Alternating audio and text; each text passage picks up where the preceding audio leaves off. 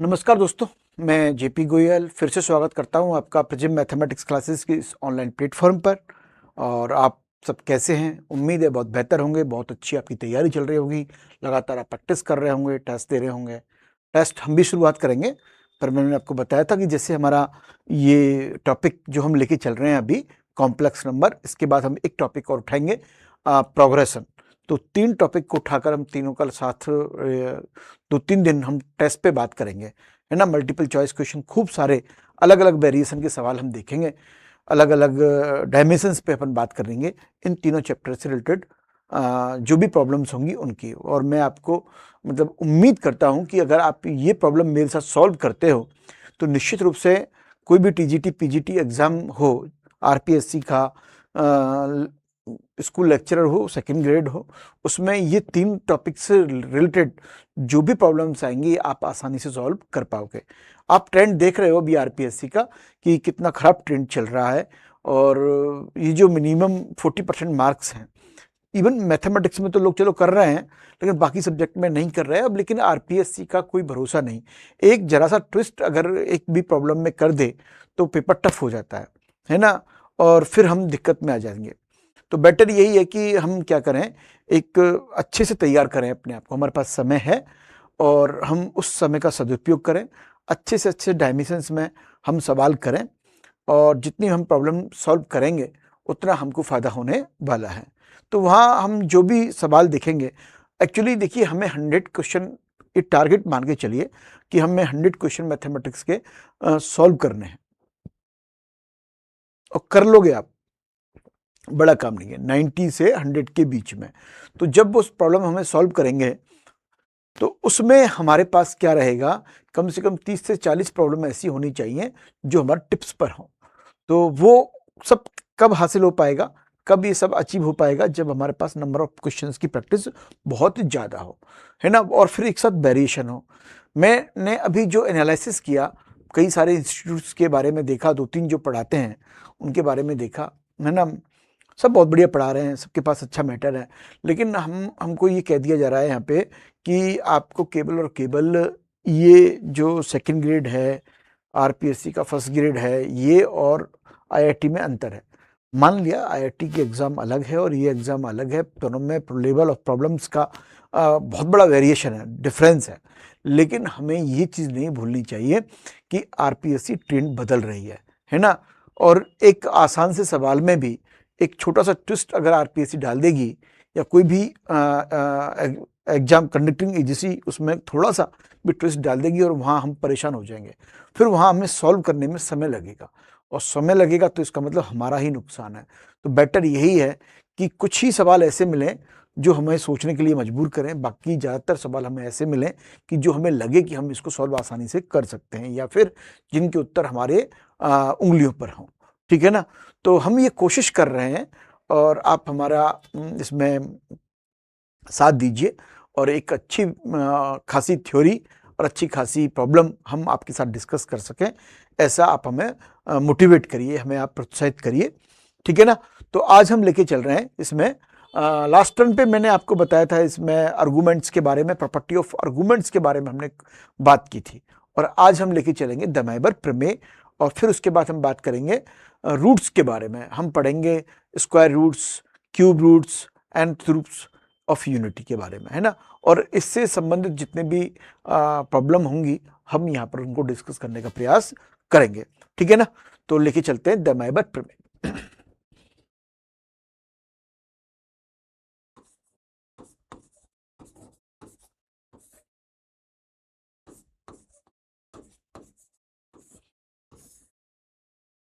देखिए अब इसमें दमाइबर प्रमेय में जो स्टेटमेंट है वो क्या है कि θ1, θ2, θ3 एंड सो ऑन θn, यहाँ ये सब कहां पर हैं, रियल नंबर से हैं। यदि ये कहां से हैं, रियल नंबर से हैं, तो cos of θ1 plus iota sine θ1, cos of θ2 plus iota sine of θ2, so on cos of theta n plus iota sine of theta n. ये सब किसके इक्वल होगा? ये एंगल आपस में आ जाएंगे theta 1 plus theta 2 plus theta 3 so on theta n plus iota sine theta 1 theta 2 theta 3 so on theta n. ये दमाइबर प्रमेय है, ये कहता है, ठीक है ना। तो ये आपको ध्यान रखनी है। अगर हम इसको प्रूफ करना चाहें इस स्टेटमेंट को, तो कैसे करेंगे? आयलर प्रमेय से अपन इसको कर सकते हैं, है ना। वो हम आगे बात करेंगे, लेकिन आपको पता है आयलर प्रमेय क्या है कि e की पावर आयोटा थीटा जो होता है, इसको लिखा जा सकता है cos theta plus iota sine theta, ऐसे इसको लिखा जा सकता है, ठीक है। तो ये देखिए आप, फिर ये क्या हो जाएगा? e की power iota theta 1 into e की power iota theta 2 into e की power iota theta 3 so on e की पावर आयोटा थीटा एन। तो ई की पावर की प्रॉपर्टी उठाइए आप, क्या हो जाएगा? ये सब मल्टीप्लाई में है तो एंगल ऐड हो जाएंगे, इसकी जो पावर है वो ऐड हो जाएगी। Iota theta 1 plus theta 2 plus theta 3 so on theta n. ये ई की पावर आयोटा ये हो जाएगा। और इसको अपन क्या लिख लेंगे बताइए? सिंपल हो गया ना proof. Cos theta 1 theta 2 theta 3 so on theta n plus iota sine theta 1 theta 2 theta 3 so on theta n. ये प्रूफ हो गया। यानी कि हमने किसको लिख दिया? Cos of theta 1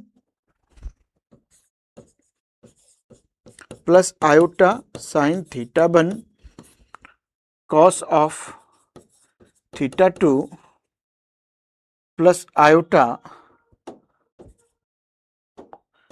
sign of theta 2 so on cos of theta n plus iota sine of theta N को हमने क्या लिख दिया? कॉस, ये एंगल ऐड हो गए theta 1 theta 2 theta 3 theta n, और sine theta 1 theta 2 theta 3 theta n. इस तरीके से सारी चीजें ऐड हो गई। ये कौन कह रहे हैं? दमाइबर साहब कह रहे हैं, ठीक है ना। तो ये थ्योरम है, ठीक है ना। अगर अलग अलग आपको इस फॉर्म में दे रखे हैं, पोलर फॉर्म में, तो इसको अपन ऐसे लिख सकते हैं। आगे हम इसमें बात करें, यदि theta 1 is equal to theta 2 is equal to theta 3, ये सब किसके? थीटा एन, ये आपस में सब बराबर हैं, तो क्या हो जाएगा? कॉस ऑफ थीटा ये रह जाएगा,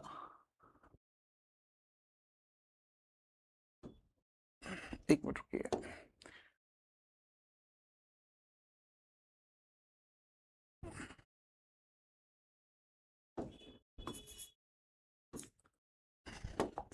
cos theta plus iota sine theta, और फिर ये भी क्या होगा? Cos theta plus iota sine theta is equal to theta. ये सब आपस में बराबर हो तो है ना। और so on cos theta plus iota sine theta, इसको क्या लिखेंगे अपन? दमाइबर से theta plus theta plus theta n time,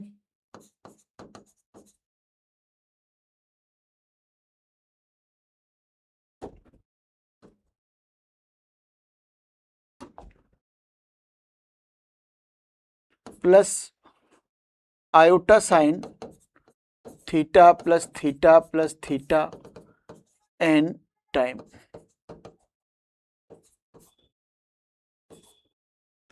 इसका मतलब हो जाएगा cos of theta plus iota sine theta की होल पावर एन, ये हो जाएगा cos of n theta plus iota sine n theta.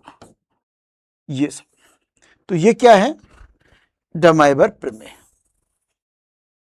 अगर ये एंगल में है तो इसको अपन ऐसे लिख सकते हैं, ठीक है ना, इसको ऐसे लिखा जा सकता है, साइन एन थीटा।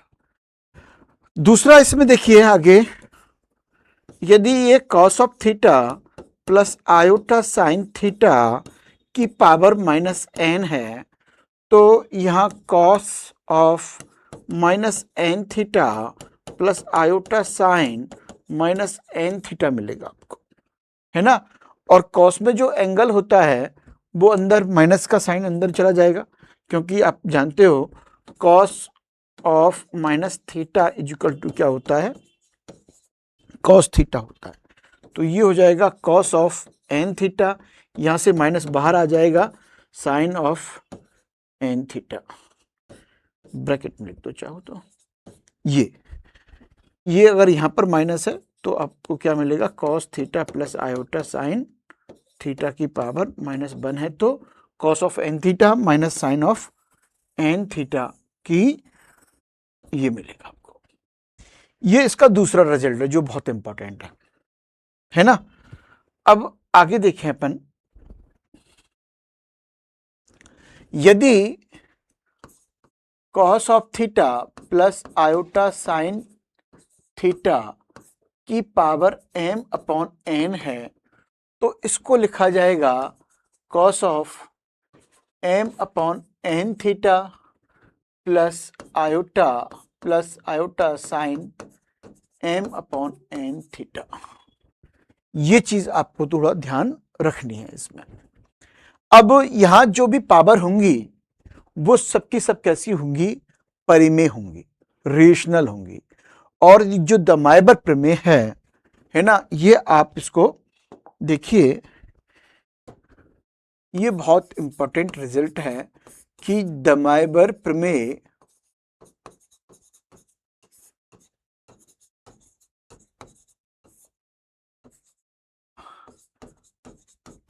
अपरिमेय घातों के लिए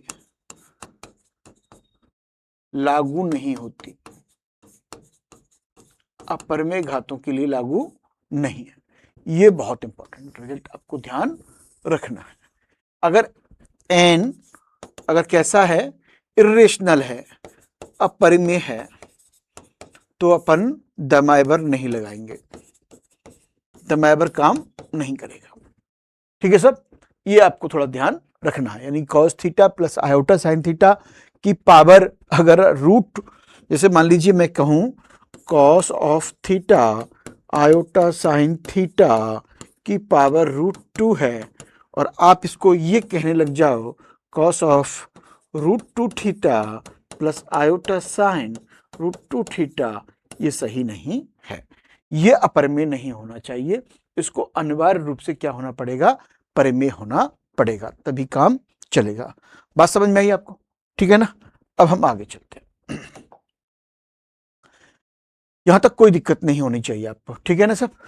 अब हम आगे कुछ इस पे एग्जांपल उठाते हैं, फिर बात करते हैं।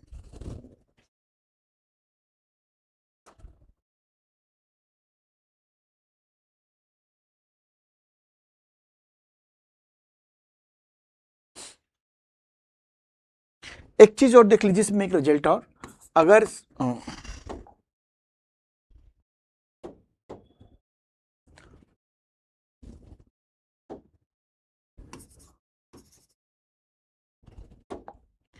Sign theta plus iota cos of theta की पावर n है, लेकिन हमारा जो दमाइबर काम कर रहा है वो cos theta plus iota sine theta के लिए काम करता है, यानी कि फॉर्म कैसी होनी चाहिए, ये होनी चाहिए, ठीक है ना।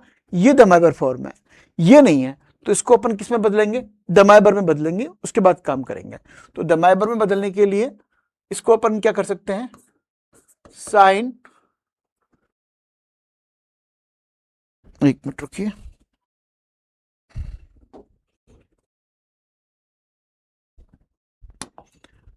π/2 माइनस थीटा, सॉरी मैं दोबारा से फिर गलत कर गया,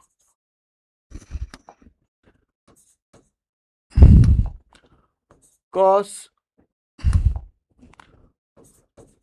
cos pi by 2 minus theta plus iota sine pi by 2 minus theta की होल पावर n।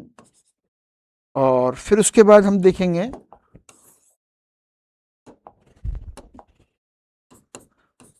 cos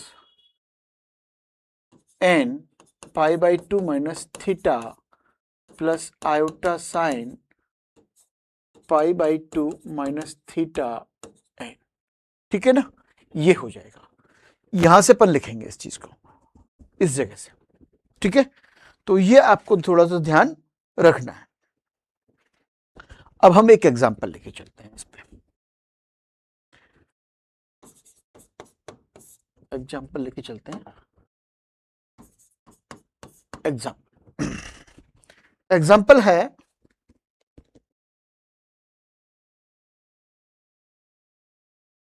यदि z की r cos pi by 3r plus iota sine pi upon 3r, ये है cos pi upon 3r plus iota sine pi upon 3r, 3 की power r, ये आपको दिया हुआ है। ठीक है ना, ये दे रखा है आपको। तो आपको क्या बनाना है, आपको वैल्यू निकालनी है। तो Z1, Z2, Z3 इन्फिनिट का मान होगा, ये है। ऑप्शन दे रखे हैं आपको 1 A, B दे रखा है आपको -1, C दे रखा है आयोटा और D दे रखा है आपको माइनस आयोटा। ये वैल्यू आपको निकालनी है। ये कोई प्रॉब्लम दे रखी है आपको, z की power r is equal to cos pi by 3 की power r plus iota sine pi by 3 r। तो z1, z2, z3 और zr का मान आप निकालिए। ठीक है, तो क्या करेंगे, बस कुछ नहीं करना है। अब आगे बढ़ते हैं अपन, इसमें देखते हैं z1, z2, z3 इन्फिनिट, तो इसका मतलब हो गया cos pi upon 3 plus iota sine pi upon 3 cos pi upon 3 का square iota sine pi upon 3 का स्क्वायर। आगे इसमें cos ऐसे चलता जाएगा इन्फिनिट तक, ये सब आगे लिखेंगे अपन। इसको डमाइबर प्रमेय लगा देंगे। तो डमाइबर प्रमेय क्या कह रही है, cos एंगल ऐड हो जाएंगे पाई अपॉन 3 का स्क्वायर प्लस पाई अपॉन 3 का क्यू, ये इन्फिनिट तक plus iota sine pi upon 3 plus pi upon 3 का स्क्वायर प्लस पाई अपॉन 3 का क्यू इन्फिनिट तक। ये यहां तक आ जाएगा। बात समझ में आ गई आपको यहां तक, है ना। अब ये देखिए, ये जो दे रखी है सीरीज, ये कौन सी है, एक अनंत जीपी है, इन्फिनिट जीपी दे रखी है आपको। और इस अनंत जीपी को हमें सॉल्व करना है। तो ये आपको पता है इन्फिनिट या अनंत जीपी का योग क्या होता है, S infinite is equal to a upon 1 minus r. ये आपको पता है, S infinite a upon 1 minus r होता है। वेयर यहाँ पे ए क्या है, प्रथम पद है, और आर क्या है, सार अनुपात है। तो पाई अपॉन 3 तो प्रथम पद हो जाएगा, और पाई अपॉन 1 अपॉन 3 1/3 इसका क्या हो जाएगा, सार्व अनुपात हो जाएगा, कॉमन रेशियो हो जाएगा। तो लिखिए cos pi by 3 1 minus 1/3 plus iota sine pi by 3 1 minus 1/3। अब इसको हम सॉल्व करें तो cos पाई बाई 3, चलो आगे कर लेते हैं इसको ना, नेक्स्ट स्टेप पे देखते हैं। ये मिलेगा cos पाई अपॉन 3 पहला पद हो जाएगा, और सार्व अनुपात है 1/3। ठीक है ना,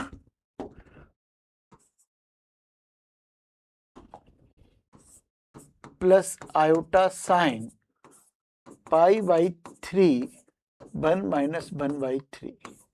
ठीक है, अब देखो cos pi upon 3 2 upon 3 plus iota sine pi upon 3 2 upon 3, 3 से 3 cos pi by 2 plus iota sine pi by 2, cos pi by 2 0 और ये 1, तो वैल्यू क्या आ जाएगी आयोटा, आंसर। ठीक है ना। अब ये देखो आप, ये सब कहां था,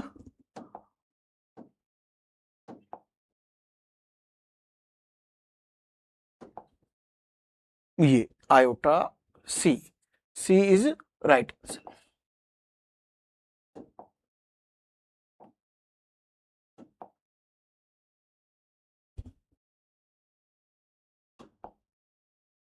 ठीक है ना, सी इज राइट आंसर। आगे हम देखते हैं,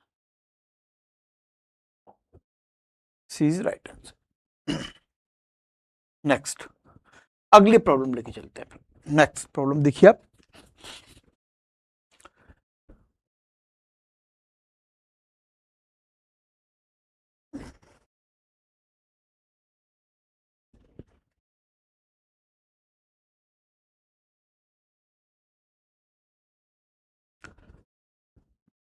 example, cos theta plus iota sine theta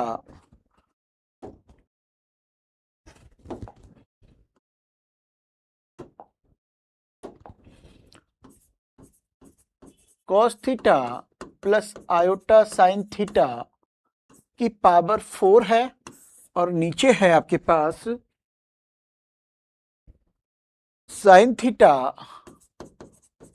plus iota cos theta की पावर 5।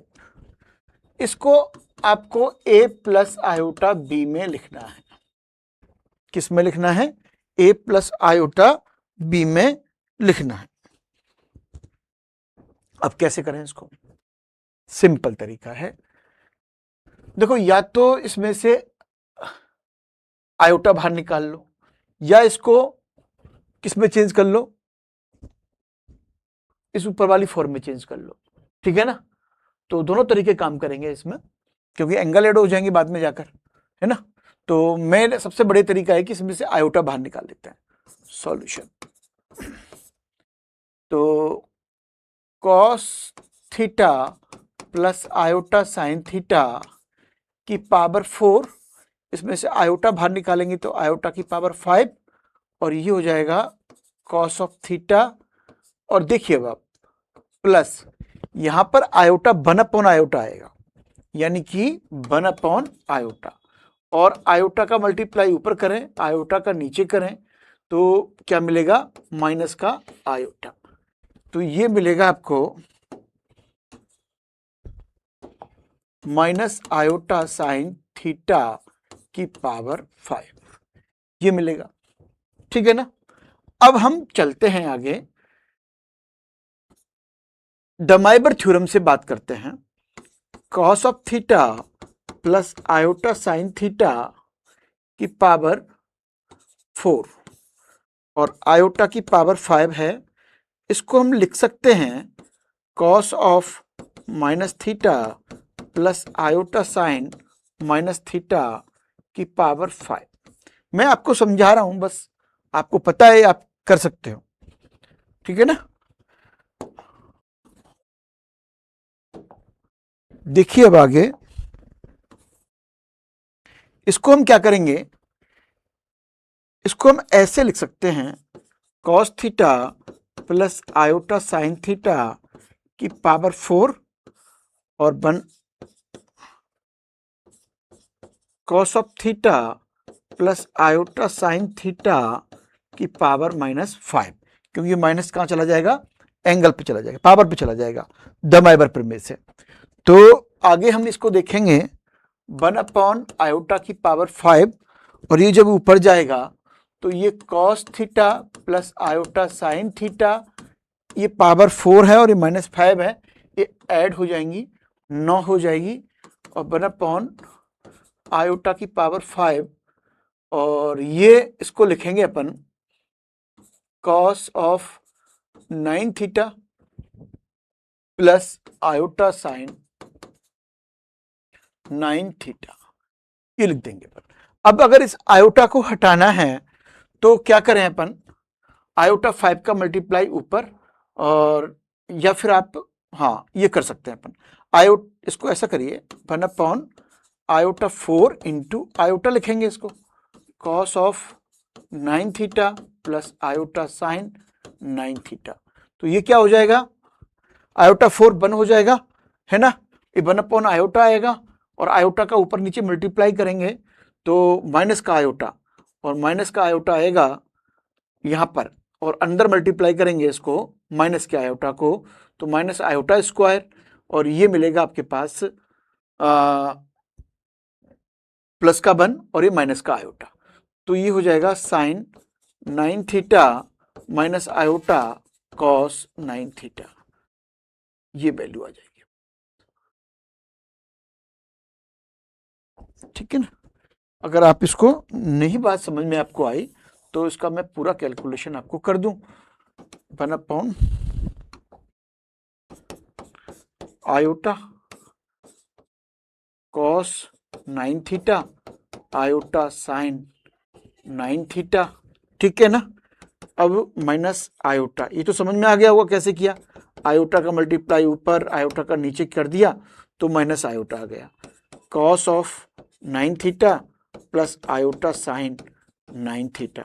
अब माइनस आयोटा अंदर जाएगा तो इसको माइनस कर देगा और ये प्लस का हो जाएगा, तो ये बचेगा sine 9 theta minus iota cos 9 theta, ये आपके पास वैल्यू आ जाएगी, a plus iota B form में आ जाएगी, माइनस को अंदर ले लो बोले, कोई दिक्कत नहीं है, ठीक है ना। ये एक साधारण सा एग्जांपल था जो मैंने आपको सॉल्व करवाया। अब हम आगे लेके चलते हैं, आगे हम बात करेंगे, एक और एग्जांपल है, बहुत महत्वपूर्ण एग्जांपल है, लेकिन उससे पहले मैं कुछ आपको अलग चीज बता रहा हूं। अलग चीज तो क्या, अपन चलो पहले बात करते हैं nth रूट ऑफ यूनिटी के बारे में, ठीक है ना, तो पहले उनके बारे में बात कर लेते हैं और फिर उसके बाद हम आगे बढ़ेंगे, ठीक है।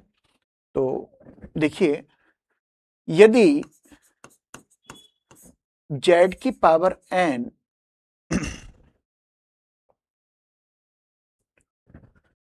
Is equal to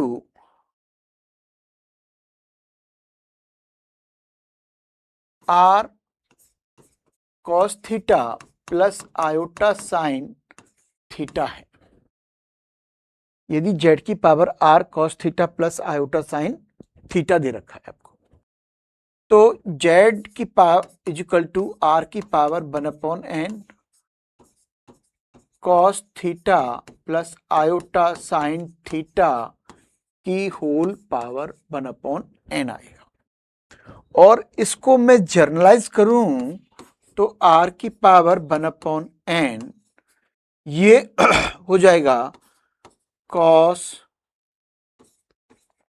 2k pi plus theta upon n plus iota sign 2k pi plus theta upon n, ठीक है ना, ये इसकी जनरल वैल्यू हो जाएगी।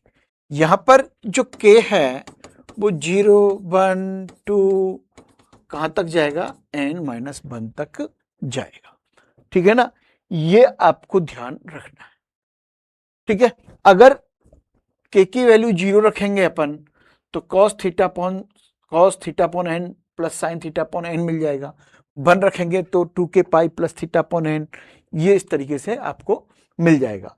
ये क्या हो जाएंगे, किसी भी कॉम्प्लेक्स नंबर के nth रूट हो जाएंगे, है ना, इस तरीके से, यानी कि k की वैल्यू 1 2 3 n रखने पर आपको क्या मिलेंगे, ये सब पुट करने पर z k n मूल प्राप्त हो जाएंगे, क्या प्राप्त होंगे, z के n मूल प्राप्त हो जाएंगे 0 से n-1 k की वैल्यू पुट करने पर।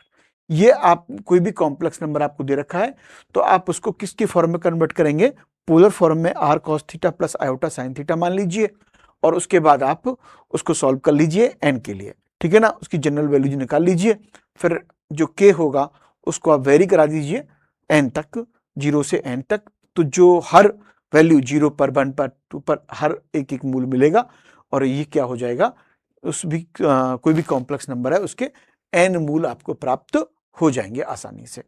अब हम आगे बात करें, इस पर बात चर्चा करें तो कुछ विशेष केस अपन देखते हैं, इसमें स्पेशल केसों पे बात करते हैं, और स्पेशल केसों में सबसे पहले मैं लेता हूं आपको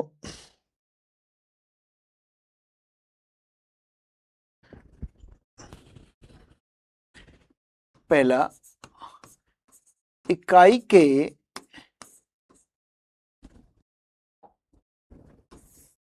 ये और पता नहीं क्या,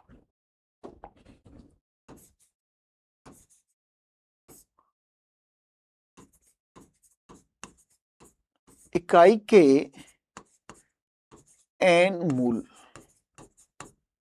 इकाई के n मूल, ये हमारा हेडिंग है। तो आपको z की पावर n इजिकल टू 1 दे रखा है कॉम्प्लेक्स नंबर, तो z हो जाएगा 1 की पावर 1/n। यहां से हमें इकाई के n मूल ज्ञात करने हैं, ठीक है ना, तो वो कैसे फाइंड आउट करेंगे अपन, वो देखते हैं।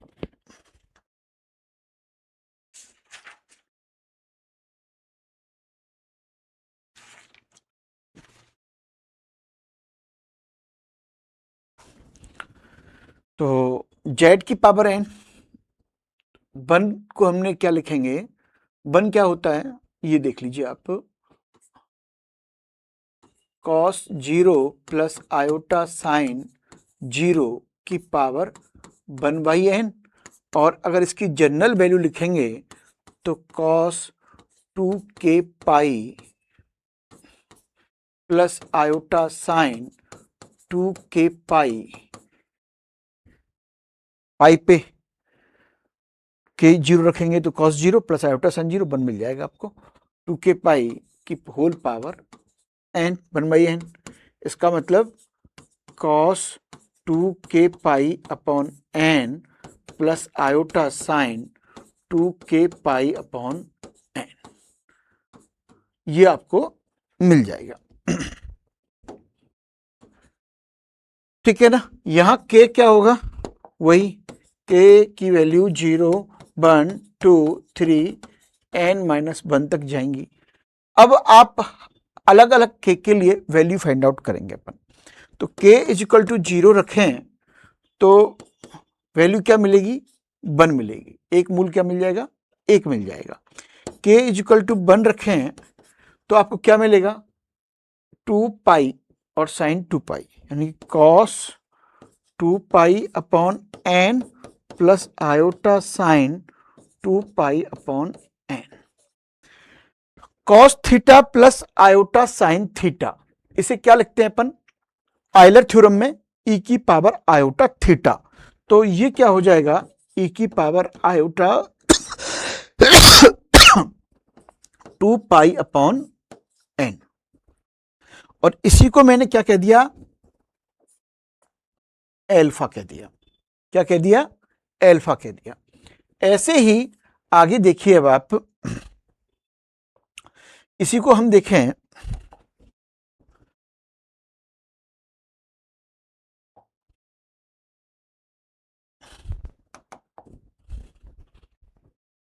अरे यार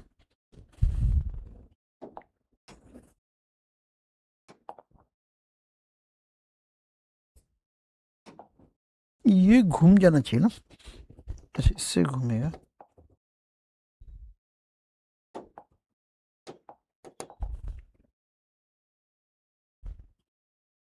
चलो कोई बात नहीं, अपन बात करते हैं। k इजिकल टू, घूमा तो सही,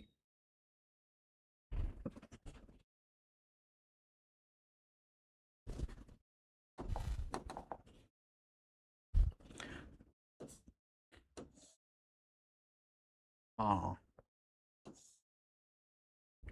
घुमा तो सही ना।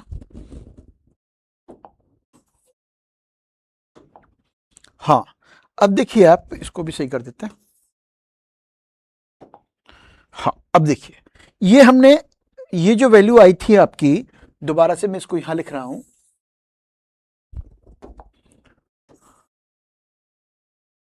तो k इज इक्वल टू 0 के लिए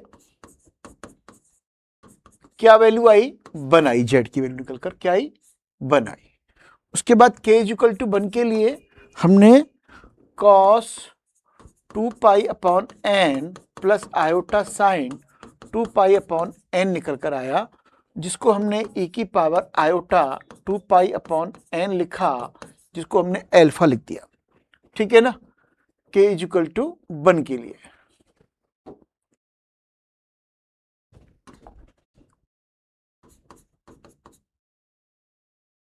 k इज इक्वल टू 2 रखेंगे आप, तो आपको मिलेगा cos 4 पाई upon n plus iota sign 4 पाई अपॉन n। इसको हमने लिख दिया e की पावर आयोटा 4 पाई अपॉन n। इसका मतलब ये इसका दुगना हो, वर्ग है, तो अल्फा स्क्वायर हो गया। ठीक है ना।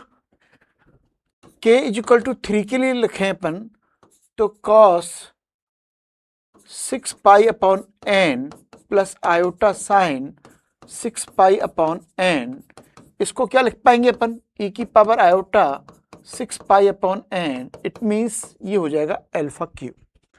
तो ऐसे अपन n मानों के लिए लिखेंगे, तो n माइनस 1, अगर k is equal to n minus 1 लेते हैं, तो cos ये हो जाएगा n minus 1 pi upon n plus iota sign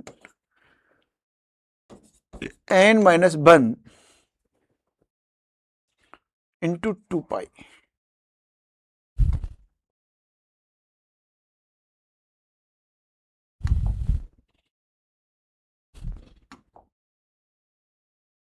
अरे 2 pi n into 2 pi upon n, ये हो जाएगा। और इसको अपन क्या लिखेंगे, e की पावर आयोटा, तो ये 2 के लिए ये n minus 1 into 2 pi upon n, और ये हो जाएगा अल्फा की पावर n माइनस 1 हो जाएगा। ऐसे अपन लिख देंगे, तो आपको जो स्क्वायर रूट मिले, सॉरी इसके जो n मूल मिले इकाई के, तो वो कौन कौन से मिले, 1 अल्फा, अल्फा स्क्वायर, अल्फा की पावर n माइनस 1, ये रूट आपको मिले। अब इन रूट्स को आप गौर से देखिए, तो आपको पता चलेगा कि सारे के सारे जो मूल हैं वो किसमें हैं, गुणोत्तर श्रेणी में है। किसमें है, गुणोत्तर श्रेणी में।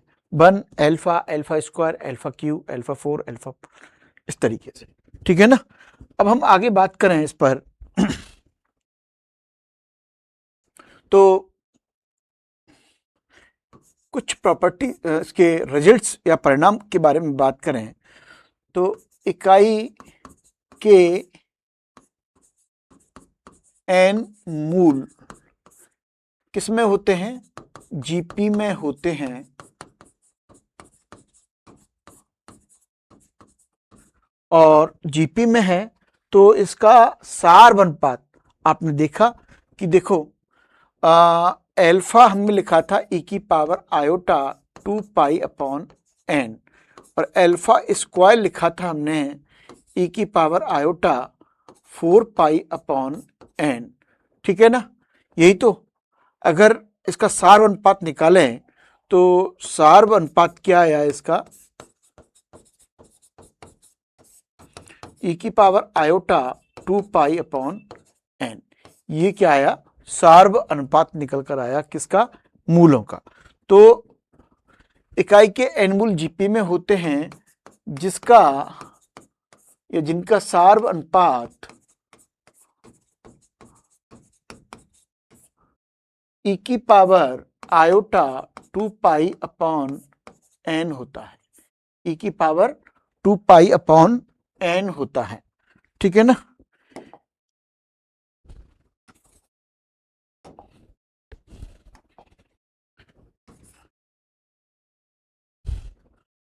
अरे ये पता नहीं क्या है,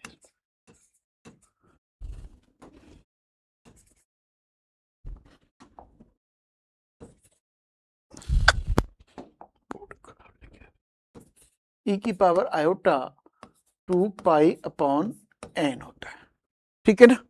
अब हम क्या करेंगे, कुछ और रिजल्ट्स पे बात करने वाले हैं, वो आप देखिए। कौन कौन से रिजल्ट्स पे बात करने वाले हैं, ये मिटा दिया मैंने, ये हमें साफ कर देते हैं, इसका कोई उपयोग नहीं है।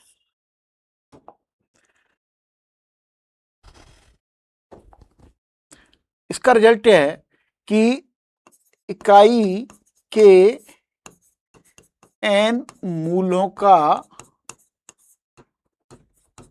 योग हम लिखना चाह रहे हैं, तो 1 plus alpha square plus alpha की पावर n माइनस 1, तो ये होगा 1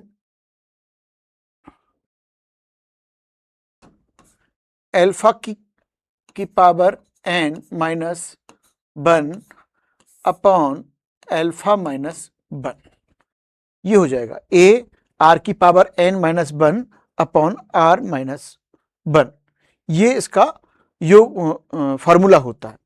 एस एन अगर हम लिखना चाहें तो a इंटू आर की पावर n माइनस 1 और r माइनस 1, ये फार्मूला होता है गुणोत्तर श्रेणी के योग का।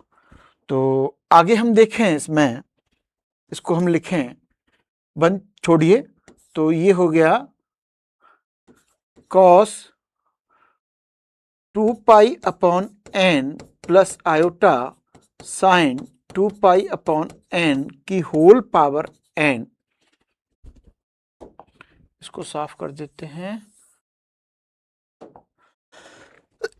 माइनस 1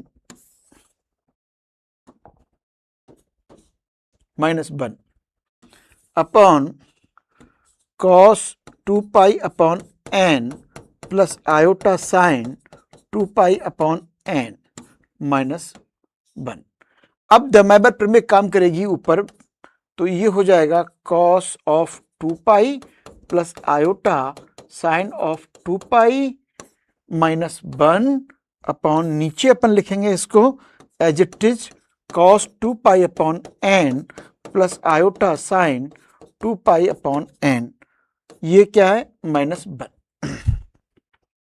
cos 2 पाई की वैल्यू, cos 0 की वैल्यू 1, cos 2 पाई की वैल्यू 1, तो 1 साइन की 0 माइनस 1, और ये नीचे कुछ भी आएगा लिख देते हैं इसको cos 2 pi upon n plus iota sine 2 pi upon n minus 1, तो ऊपर क्या रह जाएगा 0, तो मूलों का योग क्या हो गया 0 हो गया। ये हमने प्रूफ कर लिया है ना, हमने कुछ नहीं किया, क्योंकि हमें पता है इकाई के जो n मूल होते हैं वो किस में होते हैं, गुणोत्तर श्रेणी में होते हैं। गुणोत्तर श्रेणी का हमें योग निकालना है, तो योग निकालने का तरीका मैंने आपको बता दिया, 1 प्लस एल्फा स्क्वायर, तो फॉर्मूला क्या होता है आपको पता है ना। आगे हम डिस्कस भी करेंगे इस विषय पे कि एस अगर n है तो a इंटू आर की power n minus 1 upon r minus 1, ए यहाँ पे प्रथम पद होता है और r क्या होता है सार्व अनुपात होता है। तो गुणोत्तर श्रेणी का प्रथम पद क्या है 1 है, और सार्व अनुपात क्या है एल्फा, एल्फा मतलब e की पावर 2 पाई अपॉन n, ये हमने अभी देख लिया था 2 पाई अपॉन n, e की पावर आयोटा अभी बताया था ना आपको मैंने, e की power iota 2 pi upon n, तो ये आयलर फॉर्म में है, इसको अगर पोलर फॉर्म में लिखें 2 पाई अपॉन n, या फिर दमाइबर रूप में लिख देंगे अपन iota sine 2 pi upon n, ये हो जाएगा। तो ये लिख दिया हमने माइनस 1।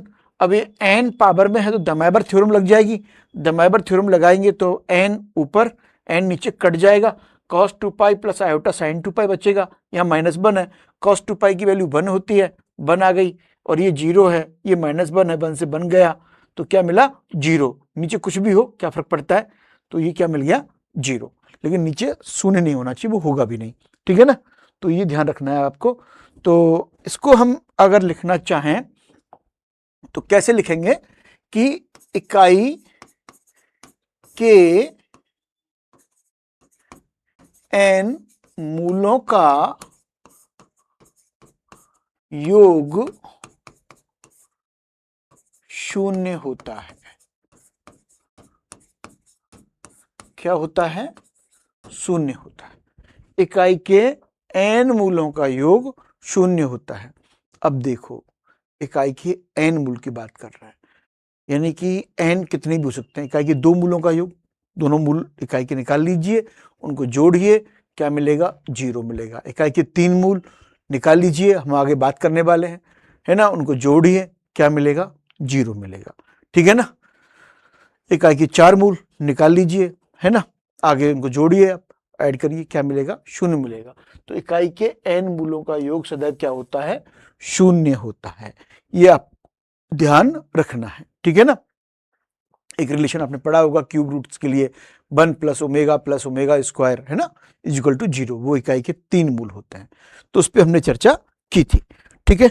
अब हम एक प्रॉब्लम देखते हैं यहाँ पर इसी रिलेटेड, वो इकाई के n मूल से संबंधित तो नहीं है, लेकिन अलग प्रॉब्लम है। लेकिन यहाँ पर जो आयलर थ्योरम थी या फिर ये दमाइबर थ्योरम का जो जनरलाइज हमने जो किया था, उसका यहाँ पे काम आता है और बहुत इंपॉर्टेंट एक एग्जाम्पल है। लेकिन उससे पहले मैं आपको कुछ और चीजें बता देता हूँ। इकाई के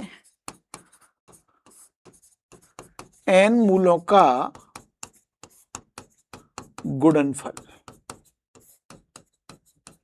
क्या होगा, देखिए अब आप 1 × alpha square × alpha cube alpha 4 alpha की पावर n-1, यही तो है ना n मूल। तो अल्फा 1 + 2 + 3 + पावर ऐड हो जाएंगी n-1, इस तरीके से। अब आपको पता है कि 1 + 2 + 3 यानी n प्राकृतिक संख्याओं का योग हमें करना हो तो n × n+1/2 होता है ना। तो यहाँ n की जगह क्या रख जाएगा, n-1 हो जाएगा। तो क्या वैल्यू मिलेगी आपको, n-1 × n/2, यही तो मिलेगा आपको। n की जगह n-1 रखा, यहाँ रखेंगे अपन ये मिल जाएगा n × n-1/2। अब अल्फा क्या था, cos 2π/n + iota sin 2π/n, यही तो था ना अल्फा। तो cos 2π/n + iota sin 2π/n, तो ये हो जाएगा n × n-1/2, यही होगा ना। अब हम इसको आगे सॉल्व करें, यहां सॉल्व कर लेते हैं इसको मैं हटा देता हूं, ये आपको पता है फॉर्मूला के बारे में, ठीक है ना। यहां इसको सॉल्व करते हैं,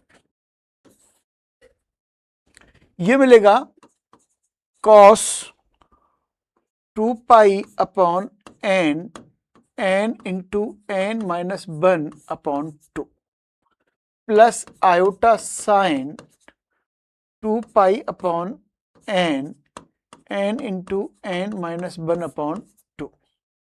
तो 2 से 2 n से n गया, यहाँ क्या मिलेगा, cos